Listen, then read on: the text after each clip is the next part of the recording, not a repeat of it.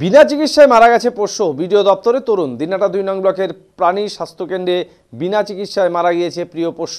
এই অভিযোগ তুলে দিনাটা 2 নং ব্লকের বিডিও শরণাপন্ন হলেন যুবক। সোমবার দুপুরে ঘটনাটি ঘটেছে দিনাটা 2 নং ব্লকের সাহেবগঞ্জে। অভিযোগ, স্থানীয় দুর্গানগরের বাসিন্দা মিঠুন মোদক এদিন 12টা নাগাদ নিজের পোষা কুকুর ছানাকে নিয়ে স্বাস্থ্যকেন্দ্রে এসে সরকারি রসিদ কাটেন, কিন্তু ঘণ্টাখানেক পেরিয়ে গেলেও তার পোষ্যের চিকিৎসা হয়নি বলে অভিযোগ। পরবর্তীতে কুকুরটি স্বাস্থ্যকেন্দ্রের প্রাঙ্গণেই মারা যায়। এরপরই পুরো বিষয়টি বিডিওকে জানান তিনি। মিঠুনের অভিযোগ, ডাক্তারবাবুদের অবহেলাতেই মারা গেছে কুকুর ছানাটি। বিডিও সাহেবকে জানানো হয়েছে, থানার বড়বাবুকেও লিখিত অভিযোগ জানাবেন। যদিও চিকিৎসক অনির্বাণ ভৌমিক জানান, কুকুরটি যখন আনা হয় তখনই সংকটজনক ছিল, সেটা মিঠুনবাবুকে জানানো হয়েছে। কর্তব্যের গাফিলতির অভিযোগ সত্য নয়। আর বিডিও নীতিশ তামাং জানান, খোঁজ নিয়ে দেখা হচ্ছে। বিষয়টা নিয়ে উদ্বিগ্ন স্থানীয়রাও।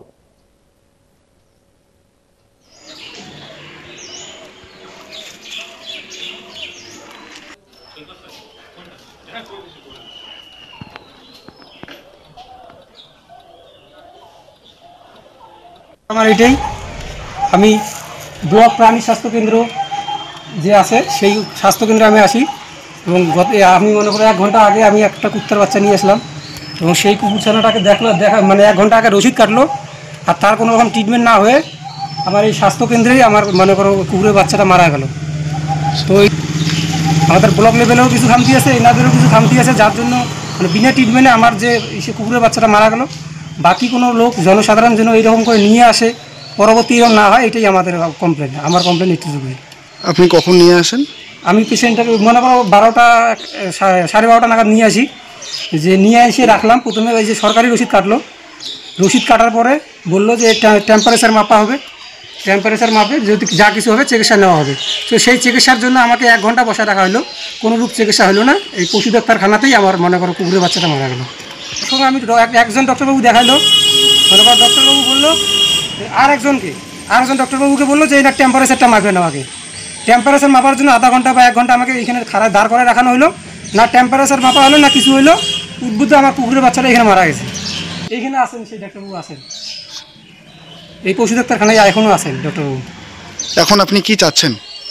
আমার চাওয়া এটাই যে আমার মতো যে সাধারণ মনে করো লোকজন আসে, যেহেতু এটা সরকারি মনে করো কোনো একটা সংস্থা চিকিৎসালয় পশুদের জন্য, তো সেটা যেন আগামীতে এরকম যেন আর আমার সঙ্গে যেরকম হয়েছে বাকি অন্য কারোর সঙ্গে যেন সেই রকমটা না হয়, আমার এটাই। আমি টিকিট কেটেছি, উনি যখনই এসেছিলেন আমি সঙ্গে সঙ্গে ওনার টিকিট কেটেছি, ওপি নাম্বারও দিয়েছি এবং পেশেন্টটা যে কন্ডিশনে এসেছিল, এখন এই ফেব্রুয়ারি মার্চের সময় ম্যাক্সিমাম ডগ পার্ভো ডিস্টেম্পার রোগে আক্রান্ত হচ্ছে। এটা আপনি যে কোনো অলিগলিতে গেলেও দেখবেন প্রচুর ডগ পা কাঁপছে, এখানে হচ্ছে বমি হচ্ছে, টাইম দিচ্ছে না। তারা চট করে কী হয়, ওই পার্ভো ভাইরাসটা আমাদের হার্টে গিয়ে অ্যাটাক করে এবং লাস্ট স্টেজে ডগটা মারা যায়। এবং সমস্যা কি হয়, কোনো ডগের এখানে ভ্যাকসিন করা থাকে না, আর হচ্ছে ডিওয়ার্মিং করা থাকে না।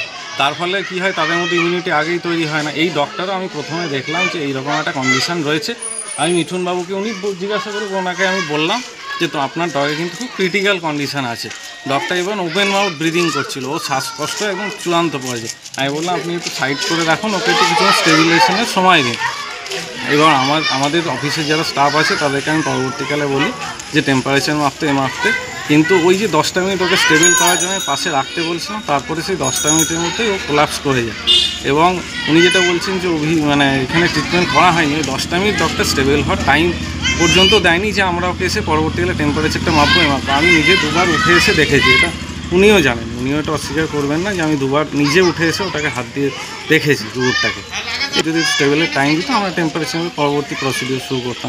আমি টিকিট লোক এসেছিল আমার কাছে দেখা করতে, তারপরে সঙ্গে সঙ্গে আমি কনসার্ন আমাদের বিএলডি সাহেবকে জানিয়েছি, আর ওনার পশুটা ওখানে নিয়ে গেছিলো ওনারটা। তো ইন দ্য মিন টাইম মনে হয় ওনার কথা অনুযায়ী একটু অসুস্থ ছিল বেশি, তো স্টেবল থাকতে বলেছিল কুকুর। তো তখনই কুকুরটা মারা গেছে ওনার বক্তব্য। তবু ওনার তো বলেছি একটু ভালো করে দেখতে অ্যাকচুয়াল রিজনটা কী ছিল সেটা ওনাকে জানাতে সুবিধা হবে। এটা নেই, আমাদের বিএলডি সাহেব কাজ করেন, ভালোই কাজ করেন। এগুলো সব আমাদের মানে সম্পূর্ণ কাজ গভর্নমেন্টের কাজ, ভালো করে কাজ হয়। তো এই যে ঘটনাগুলো আছে, তো অবশ্যই উনি খতিয়ে দেখবেন, আমিও দেখছি কি যদি কোনো ঘাটতি যেন না হয়।